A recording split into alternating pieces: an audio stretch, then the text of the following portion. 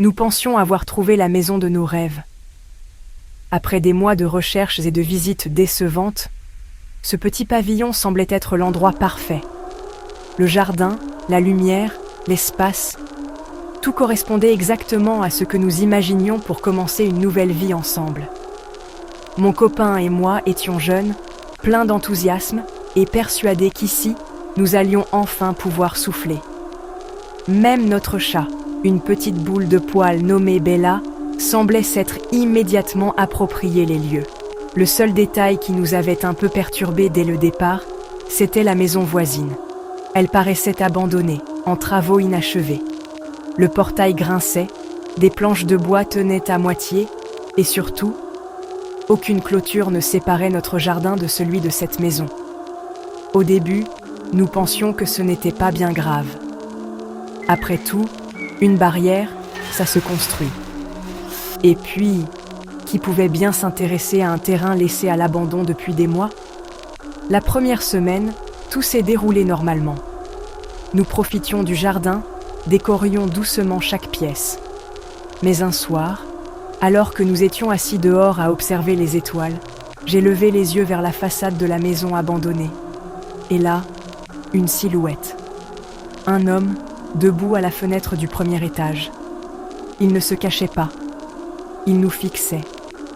Son regard était vide, son visage sans expression, et derrière lui, la pièce semblait totalement plongée dans le noir. Au début, nous avons voulu croire à de la simple curiosité.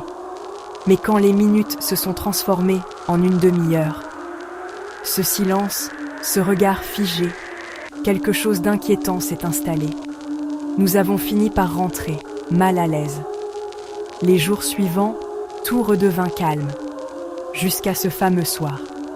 Nous étions encore dans le jardin quand nous avons entendu le bruit sec d'une planche qu'on déplaçait.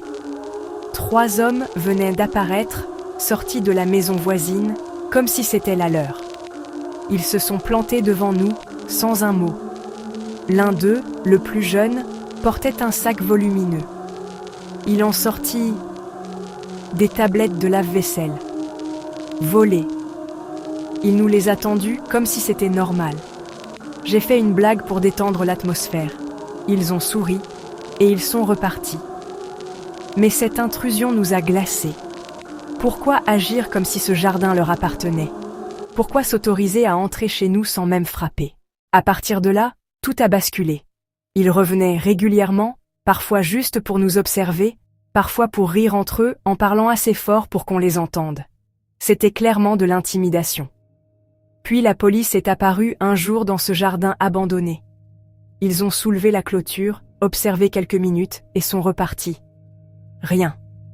Aucune explication. Nous avons cru à une simple enquête de routine, jusqu'à ce qu'on apprenne plus tard que les hommes avaient été expulsés pour comportements antisociaux. Un soulagement? Pas vraiment. Parce que ce n'était que le début.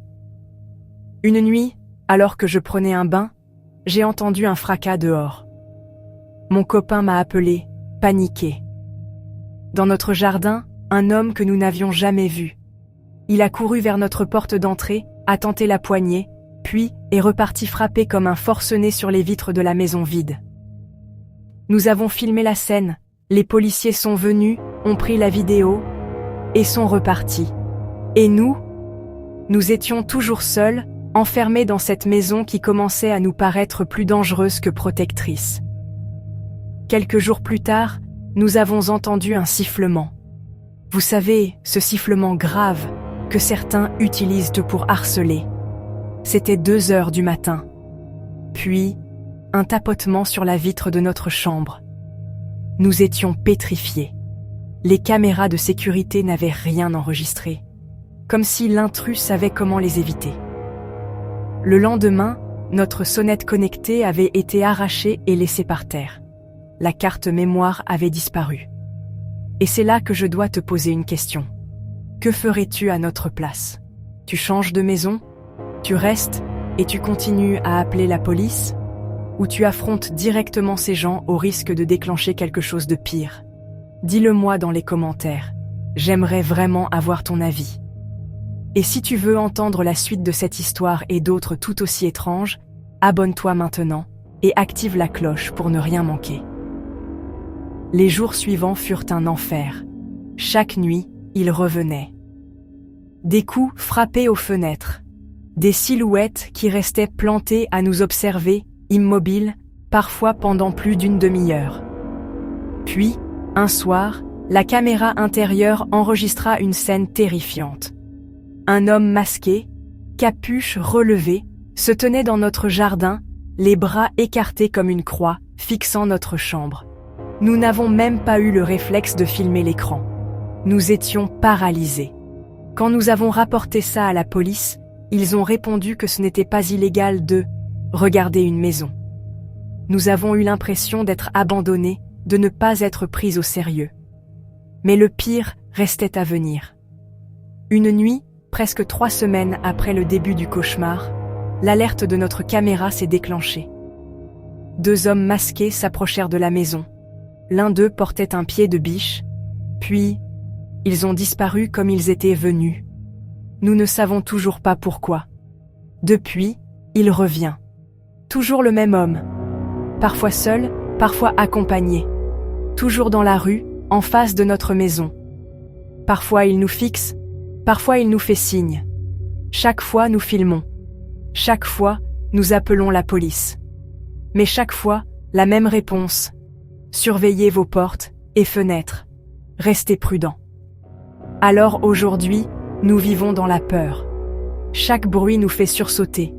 Chaque ombre derrière une vitre nous glace le sang. Et nous savons une chose, ce n'est pas terminé.